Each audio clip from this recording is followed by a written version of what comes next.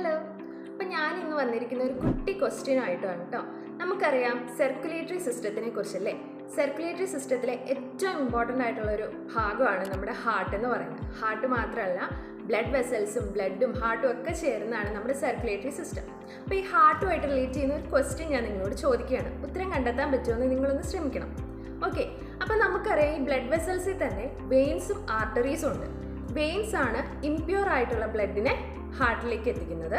അതുപോലെ പ്യുവർ ആയിട്ടുള്ള ബ്ലഡിനെ ഹാർട്ടിൽ നിന്നും പുറത്തേക്ക് കൊണ്ടുവരുന്ന ആൾക്കാരാണ് ആർട്ടറീസ് എന്ന് നമുക്കറിയാം. പക്ഷേ ഹാർട്ടിൻ്റെ കേസിൽ ഈ പറയുന്ന വെയിൻ ഫങ്ഷൻ ചെയ്യുന്നതും ആർട്ടറി ഫങ്ഷൻ ചെയ്യുന്നതും സെയിം ആണോ? അതിൽ രണ്ട് എക്സെപ്ഷണൽ കേസുകൾ പറയുന്നുണ്ട്. ഏതൊക്കെയാണ് ആ ബ്ലഡ് വെസൽസ് എന്ന് നിങ്ങൾക്ക് പറയാൻ പറ്റുമോ? വേറെ ഒന്നുമല്ല, ഞാൻ വേണമെങ്കിൽ ഒരു ഹിന്റ് ഞാൻ നിങ്ങൾക്ക് തരാം.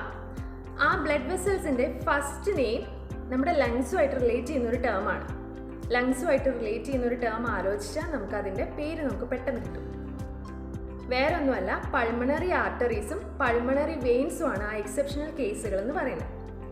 എന്തുകൊണ്ടായിരിക്കും എക്സെപ്ഷണൽ കേസുകൾ എന്ന് പറയാൻ കാരണം? ഞാൻ ആദ്യമേ തന്നെ സൂചിപ്പിച്ചു, ആർട്ടറീസ് എപ്പോഴും പ്യുവർ ബ്ലഡിനെയാണ് ക്യാരി ചെയ്യുന്നത്, വെയിൻസ് എപ്പോഴും ഇംപ്യുവർ ബ്ലഡിനെയാണ് ക്യാരി ചെയ്യുന്നതെന്ന് പറഞ്ഞിരുന്നു അല്ലേ? പക്ഷേ ഇവിടെ പൾമണറി ആർട്ടറീസ് റൈറ്റ് വെൻട്രിക്കിളിൽ നിന്നും വരുന്ന ഇംപ്യുവർ ബ്ലഡിനെ ലങ്സിലേക്ക് എത്തിക്കുന്ന ആൾക്കാരാണ് പൾമണറി ആർട്ടറീസ് എന്ന് പറയുന്നത്. ആൻഡ് പൾമണറി വെയിൻസ് എന്ന് പറയുന്നത് എന്തായിരിക്കും?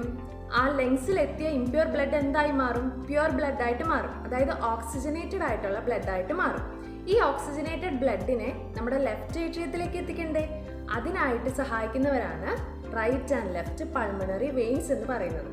ഇനി നിങ്ങൾക്കൊരു ക്വസ്റ്റ്യൻ വരും, അപ്പോൾ എന്തുകൊണ്ടായിരിക്കും പൾമണറി ആർട്ടറി എന്നും പൾമണറി വെയിൻസ് എന്നും പറയുന്നത്? പൾമണറി ആർട്ടറി എന്ന് പറഞ്ഞാൽ പ്യുവർ ബ്ലഡിനെ അല്ലേ കൊണ്ടുപോകണ്ടേ? പക്ഷെ ഇവിടെ പൾമണറി ആർട്ടറി ആരെയാണ് കൊണ്ടുപോകുന്നത്? ഇംപ്യുവർ ബ്ലഡിനെയാണ് കൊണ്ടുപോകുന്നത്.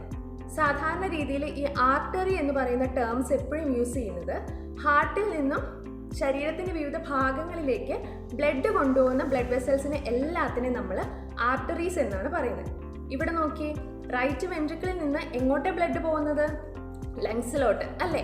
അപ്പോൾ ആ ഹാർട്ടിൽ നിന്നും വേറൊരു പോർഷനിലേക്കാണ് ഈ പറയുന്ന ബ്ലഡ് എത്തേണ്ടത്. അതുകൊണ്ടാണ് അവിടെ ആർട്ടറി എന്ന് പറഞ്ഞ ടേം യൂസ് ചെയ്ത്. അതുപോലെ തന്നെ വേറെ ഭാഗങ്ങളിൽ നിന്നും ഹാർട്ടിലേക്ക് ബ്ലഡ് എത്തിക്കാൻ വേണ്ടിയിട്ടാണ് വെയിൻസ് എന്ന് പറഞ്ഞ ടേം അവിടെ കോയിൻ ചെയ്തത്. ക്ലിയർ ആയോ?